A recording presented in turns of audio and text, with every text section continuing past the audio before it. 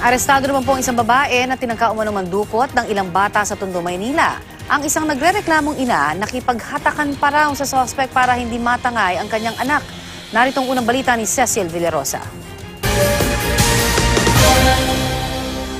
Pinagkaguluhan ng mga galit na residente ang babaeng ito habang mapasakay sa mobil ng pulisya sa Tondo, Maynila kagabi.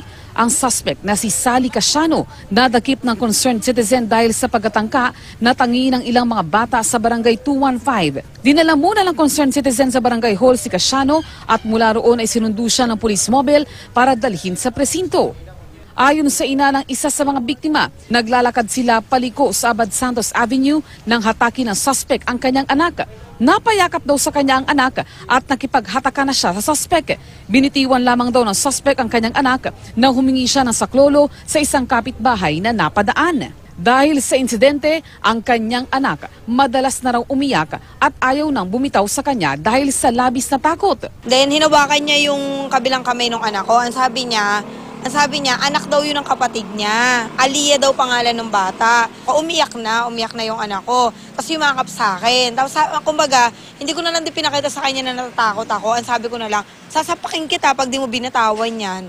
Ayon sa barangay, may ilang bata pa umulong tinangkang tangayin si Casiano. Pinakita na naman siya ibang bata, nilapitan niya, 2 batang maliit. Dumating naman yung ano niya na, hawak niya na.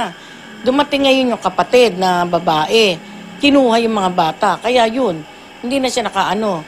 Pero marami nagsasabi na nung pang isang araw nakikita na nila sa iskinita, parang nagsisurveillance na siya. Itinanggi ng suspect ang paratang laban sa kanya. Aniya, napagkamalan lamang daw niya ang isang bata na pamangkin niya. Hindi residente sa lugar ang suspect at ayon sa kanya, nagtungo lamang siya roon para mamasyal kasama ang asawa. Napagkamalan ko lang po na siya na pamangkin ko. Akala ko po kasi pamangkin ko siya. Kasi 4 po yung nawawala.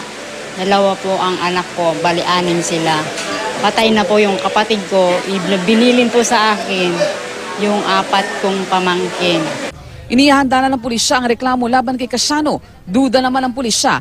Modus ng suspect na doble ang damit at short na isuot para hindi siya madaling matukoy at madaling makakatakas.